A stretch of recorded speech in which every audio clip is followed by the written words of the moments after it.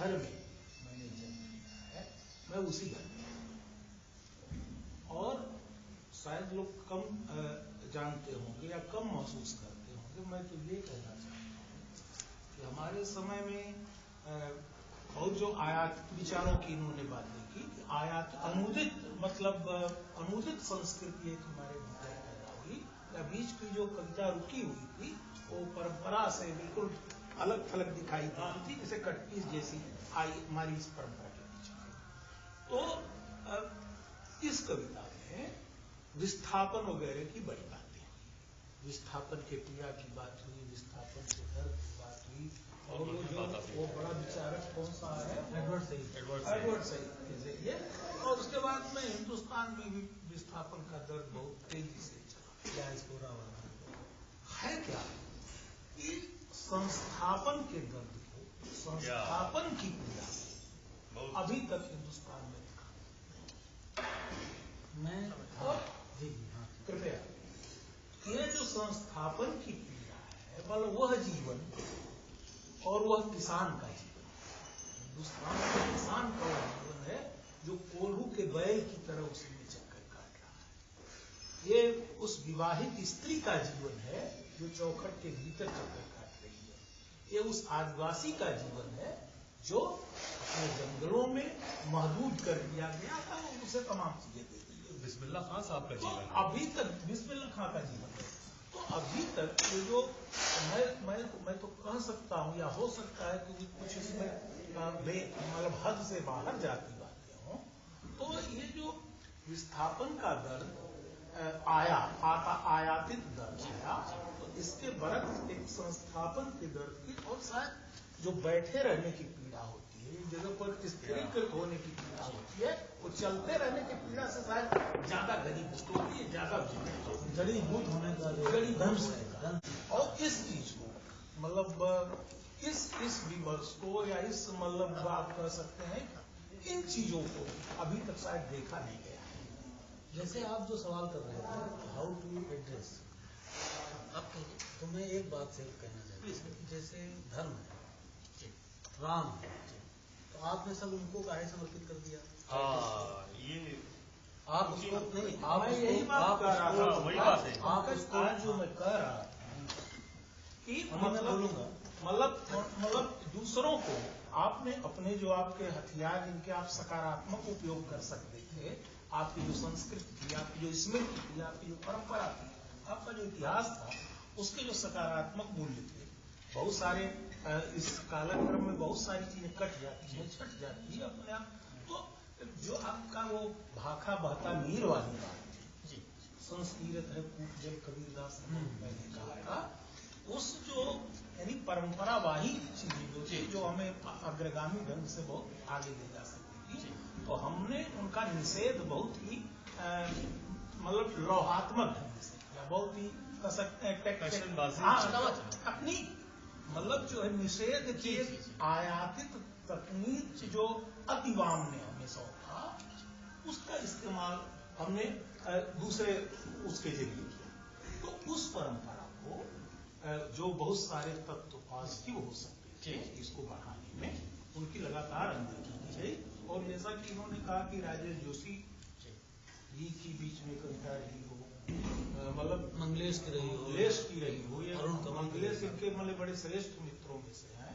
तो मैं ये कहना चाहूंगा कि वास्तव में ये चीजें, और उसी में जब मैं उद्धृत कर रहा था वीरेंद्र जी को, तो ये बिल्कुल सही बात है कि जिन्होंने परंपरा को बहुत शिद्दत से आत्मसात करते मैं बहुत कम जानता हूँ, लेकिन वीरेंद्र डांगवाल को जैसे आप बोल रहे हैं मैं सहमत हूँ, लेकिन मैं वीरेंद्र डांगवाल को ये भी देखता हूँ कि माओइस्ट लोग भी वीरेंद्र डांगवाल को यूज करते हैं, लेफ्ट वाले भी वीरेंद्र डांगवाल को यूज पॉजिटिव भी वो सोचते हैं कि हाँ वो उनके भी है। तो वीरेंद्र डांगवाल का एक अजीब सा धरोहर है कि सभी लोग उनको कैसे हो गया कि लेफ्ट राइट कविता की क्या, वही मुझे यही पूछना है, कविता की उनका क्या शक्ति है कि लेफ्ट और राइट आप लोग भी बोल रहे हैं और माओइस्ट वाले भी बोल रहे हैं, कैसे हो? हम तो लेफ्टिस्ट नहीं है, हम तो लेफ्टिस्ट ही है, लेकिन हम कह रहे हैं कि ऐसे लेफ्टिस्ट मत बनो कि अपनी परंपरा को न पहचाने। जैसे मैं आपको बताऊं कि नागार्जुन को आप जब पढ़ेंगे तो लगता है कि जैसे पूरी परंपरा से छन करके वो कविता है।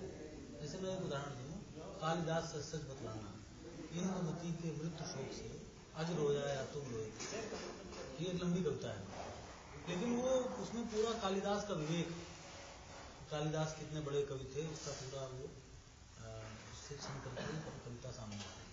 नागार्जुन में मिलेगा, पवन नारायण में मिलेगा, केदारनाथ सिंह में बहुत मिलेगा। लेकिन फिर जो है 8वें दशक में हम देखते हैं कि वो थोड़ा टूटता है तार जी, केवल वीरेन नगवाल में सलामत बचता है, फिर आगे देवी प्रसाद मिश्र में दिखता है जी। तो मैं ये कह रहा हूँ कि जैसे धर्म है, राम है, वेद है या उपनिषद है, इसकी प्रोग्रेसिव व्याख्या आपके पास क्यों नहीं? आपके पास एक वैकल्पिक विजन क्यों नहीं? जी जी, मैं देवी प्रसाद मिश्र जी का नाम आया तो मैं रिसेंटली मैं उनसे बात कर रहा था, दो तीन चीजें उन्होंने कही, मैं आपको सुनना चाहता हूँ। उन्होंने कहा हिंदी का कोई भविष्य नहीं, ऐसा बोला था, क्योंकि हिंदी एक भाषा शुरू हुई है जो मामूली भाषा, उससे पहले जो था हिंदी में, उससे हिंदी भाषा में बड़ी चीजें नहीं हो सकती, क्योंकि उससे पहले हो सकती हिंदी में या उससे पहले, और हिंदी भाषा 400-500 साल बाद होगा ही नहीं, ऐसा शायद थोड़ा उन्होंने कर कहा है कि बड़ी कह दिया है, लेकिन उनका कहने का ये मतलब था, मुझे लगता है वो लगातार कहते हैं। मैं इंग्लिश से आता हूँ, देखिए एक बात खत्म करने दीजिए तब समझ आएगा शायद। मैं अंग्रेजी से आता हूँ, मैं देखिए मैं यहाँ पे लौट के आप लोगों को सुनने के लिए और समझने की कोशिश कर रहा हूँ एग्जैक्टली जो आप लोग चाहते हैं कि हमारा लैंग्वेज क्या है, यही मेरा मतलब पुल है। मैं आता हूँ बांग्ला में और देवी प्रसाद जी मुझको सुनते बोलते आप लोग, हम लोग तो प्रोविंशियल है, हम लोग बहुत नेटिविस्ट है, हम लोग छोटे हैं, कुएं के मेंढक है, आप लोग अंग्रेजी में तो बहुत कुछ बातें करते हैं, दुनिया के बारे में जानते हैं और क्रिटिकल लैंग्वेज है आपके पास, हमारे पास तो है नहीं। तो मुझे मेरे नजरिया से लगता है कि अंग्रेजी में टोटली ग्लोबलाइज्ड है, कोई भाषा ही है नहीं हमारे पास, कोई पोएट ही है नहीं इंडियन इंग्लिश में, मतलब उनको लैंग्वेज समझने की कोई भाषा ही नहीं। इस ताड़ना से मैं आ रहा हूँ यहाँ, और उनका वक्तव्य कि नहीं आप लोग हम लोग बहुत प्रोविंशियल, आप लोग प्रोविंशियल नहीं बोल रहे, आप लोग बोल रहे हैं कि इसको डीप करो और अंदर जाओ, यही बोल रहे हैं ना। ये डीप कैसे करें? देवी प्रसाद ने हिंदी जात और समाज के नरक को, उसके गौरव को, बल्कि उसके चरित्र जितनी गहराई के साथ किया है वो हमारे समझ जो बात ये कह रहे हैं कि मतलब हिंदी समाज का आप कह सकते हैं जो पतनोन्मुखता है हिंदी समाज की, उसको उसके लिए देवी प्रसाद एक चुनौती की तरह मुझे करने लगते हैं, और उनके मानदंड का मुझे कोई उनके पीछे तक भी और उनके आगे हम लोग को समझा नहीं, तो मुझे कोई दूसरा कभी दिखाई नहीं देता।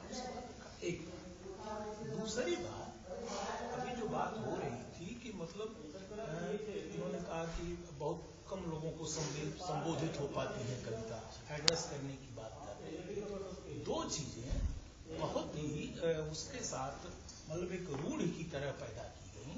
एक तो ये कहा गया कि कविता या साहित्य चंद प्रबुद्ध जनों के पढ़ने, समझने, लिखने और उनके भीतर व्यवहार करने। रामचंद्र शुक्ल ने बहुत पहले कहा कि हिंदी की शिक्षित अथवा अर्ध शिक्षित जनता की चित्तवृत्तियों का प्रतिबिंब है, ये कहा। तो दूसरी चीज ये हुई कि कविता की जो लोकप्रियता थी, जिस सर्वस्वीकार्यता की बात अभी सर्वस्वीकृत कोई कवि, मतलब हर कोई कहे कि ये हमारा कवि है, हर धारा एक कह सके, तो ये मतलब छोटी कविता का उदाहरण नहीं होता। लेकिन राइटिस्ट नहीं कहेंगे वीरेन हमारे कवि, एक मिनट ये मैं स्पष्ट करना चाहता हूँ, राइटिस्ट ऐसा नहीं कहेंगे। राइटिस्ट को मैंने छोड़ दिया, लेकिन आप लोग को बात नहीं है, हम लोग तो लेकिन हम ये कह रहे चला कि सामान्य जनता तक पहुंचने की योग्यता है उस कविता में, मैं ये कह रहा हूँ। उसके पास एक मुहावरा है संवाद का, और वो भाषा भी है जिसमें वो जानती है कि इस भाषा से अपील कर सकते हैं हम सामान्य जन को, वो चीज है उनके साथ।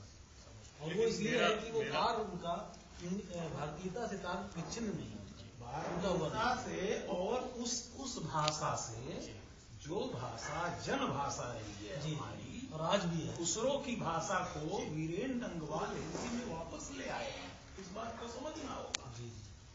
और मैं जो कह रहा था कि एक अलोकप्रिय साहित्य को साहित्य का मानदंड बना दिया, पॉपुलरिटी को ये कहा गया कि मतलब ये जो है इसे प्रबुद्ध लोग नहीं समझ सकते, ये प्रबुद्ध लोगों की चीज नहीं। ये लोकप्रियता के नाम पर तमाम सारे सवाल उठाए गए कि हनुमान चालीसा बहुत ज्यादा पढ़ा जाता है, तो क्या वो साहित्य है? लेकिन ये भी उन्हीं लोगों ने उठाया जिनके समझने का स्तर बहुत मतलब निम्न कोटि का था। मैं ये मानता हूँ, इसलिए मानता हूँ कि कोई भी समझदार आदमी ये नहीं कर सकता। आयुर्वेद में संस्कृत में सारे ग्रंथ छंदों में लिखे गए हैं, ठीक है, श्लोकों में लिखे गए, वो कविता तो नहीं। ज्योतिष संस्कृत में लिखा गया, श्लोकों में लिखा गया, वो कविता तो नहीं है। और यहां तक कि छंद जो कि संप्रेषित होते थे, मैं तो ये कहता हूं कि सबसे बड़ी कविता हो जाती है अगर कोई वाचिक कविता एक सुदीर्घ परंपरा में 1000 लोक कंठों तक चलते हुए लिपिबद्ध होने के लिए लोगों को बाध्य करे, या कोई लिपिबद्ध कविता और दूरगामी प्रक्रिया में आगे चलते हुए वाचिक हो जाने के लिए अगर वो लोगों को मजबूर करती है, वो कविता सबसे बड़ी कविता। मैं जरा फिर थोड़ा डेविल्स एडवोकेट प्ले कर रहा हूँ, क्योंकि मैं समझ रहा हूँ आप जो बोल रहे हैं, खुश करने के लिए कर रहा हूँ। एक चीज जैसे यूनिवर्सिटी में आजकल मैं देख रहा हूँ, आप लोग भी देख रहे हैं, सीधा डायरेक्ट अटैक हो रहा है। और ये यूनिवर्सिटी में बैठ के हम लोग बातें कर रहे हैं। यहाँ पे यूनिवर्सिटी में जो होता है कुछ प्लस पॉइंट्स है, कुछ माइनस है। और जो कभी बाहर के हैं, यूनिवर्सिटी के बाहर काम करते हैं, और उसका क्या संबंध, कुछ डायरेक्ट कनेक्शन है कि कभी समझते हैं कि यूनिवर्सिटी में ऐसे ही माहौल होगा, डिस्कशन होगा, लेकिन कविता की कोई जगह नहीं है। बंगाल में मैं देखता हूँ यूनिवर्सिटी के ऊपर एक विराग है कवियों की, वहाँ पे आलोचना होती है और इंटेलेक्चुअल डिस्कशंस होते हैं। कविता तो उसकी बात नहीं, कविता तो पैशन की बात है, इंट्यूशन की बात है। हिंदी में ऐसा रिलेशनशिप क्या? बांग्ला, मराठी या जो अन्य भाषाएं हैं, निश्चित रूप से वहाँ की संस्कृति साहित्य हिंदी की तुलना में बहुत ज्यादा खुला मिला है, और वो लोग अपनी भाषा पर गर्व करते हैं, अपने साहित्य पर गर्व करते हैं। हम लोग बैठ करके हिंदी की हीनता का गुणगान करने में बहुत ज्यादा आगे हैं कि हिंदी में कुछ नहीं है, यह जो मतलब आत्महीनता है यूनिवर्सिटीज। लेकिन इनका क्वेश्चन जो है वो इंस्टीट्यूशनलाइजेशन और एकेडमिक्स में जो है डिफरेंस जो है, एकेडमिक्स के अंदर की हिंदी जो है, एकेडमिक्स के अंदर का जो लिटरेचर है और एकेडमिक्स के बाहर का जो लिटरेचर है, उसके डिफरेंस पे इनका ज्ञान भी जब सत्ता में गुरुडम में तब्दील हो जाए। मैं एक एडिशन करना चाहता हूँ यूनिवर्सिटीज के बारे में। जैसे यूनिवर्सिटी जी समकालीन बात कर रहा हूँ, क्योंकि ये जैसे यूनिवर्सिटी में कुछ स्टूडेंट्स पढ़ते हैं, जैसे अतिवाम स्टूडेंट हुए, आज मैं सीधा नाम लेके बोलता हूँ, रियाजुल हक हाशिया चलाता है, one of the best blogs, ठीक है, लेकिन उनका व्यू पॉइंट से हम सहमत है नहीं है, वो बात दूसरी है, लेकिन वो कविता समझता है। अभी रियाजुल हक का नाम वो हाशिया बंद हो जाएगा शायद, क्योंकि गवर्नमेंट का डायरेक्ट करें अभी उसमें वो, और हाँ इन्वॉल्वमेंट वो अभी जहाँ पे हम लोग कविता हो, पॉलिटिक्स हो, जहाँ पे कर रहे हैं, सिद्धांत चलाता है, तीसरी स्पेलिंग है, हम भी थोड़ा बहुत कुछ चलाते हैं। हम लोगों का डर है कि कम्युनिकेशन जो करें, हम लोग यूनिवर्सिटी में पढ़ाते हैं, काम करते हैं, पढ़ते हैं, लेकिन हम बाहर भी एक हमारा एक जगत है और एक कनेक्शन करना चाहते हैं, ब्लॉग के जरिए हो या और कुछ किसी तरह से।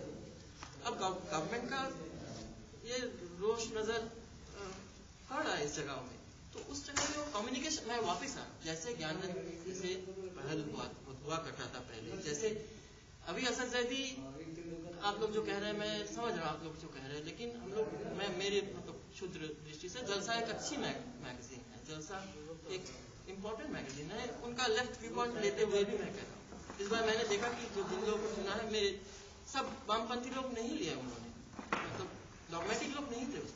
अगर जलसा, तद्भव और पहल अच्छी मैगजीन, उसके बाद वाले समकालीन में ब्लॉग का जो जगह है वहाँ पे गवर्नमेंट क्रैकडाउन कर रहा है। मैं पॉलिटिक्स के बारे में आ रहा हूँ, मैं बोल रहा हूँ हम लोग नहीं चाहते हैं कि जैसे सीधा सीधा नाराबाजी हो, तो क्या करें हम लोग वहाँ वापस आए, डिपेंड करने की आप बात कर रहे हैं, मैं सहमत, कैसे डिपेंड करें? हिंदी के ब्लॉग के बारे में हिंदी के लेखक के बोलने से सत्ता कोई फर्क नहीं पड़ता, ठीक है, ये मुगालता है। हिंदी का लेखक कुछ भी कहीं भी लिखे, सत्ता लेख नहीं करती उस पर, ठीक है, अभी तक ये स्थिति है। अभी आज 10-20 साल होगी, 25 साल होगी, हिंदी का लेखक कुछ भी बोलते हैं, कुछ भी लिखते हैं, उन्होंने कविता सुनाई, इन पर कोई रिएक्ट नहीं करेगी गवर्नमेंट, नरेंद्र मोदी के खिलाफ सुनाई, कोई फर्क नहीं पड़ता किसी को। ये मुगलता है ये, और भाषाओं में मराठी में होता होगा, होता ही है। कोर्ट फिल्म आपने देखी, आपको पसंद है, कुछ भी बोलिए, कुछ फर्क नहीं पड़ता। उन लोगों ने बहुत सख्त नारे लगाए उसके खिलाफ। अविनाश बोल रहे हैं, मैं बात बताऊंगा। अविनाश, फर्क पड़ा भी है जब तक बहुत पहले हिंदी की किताबें प्रतिबंधित भी की गई थी। बहुत पहले की बात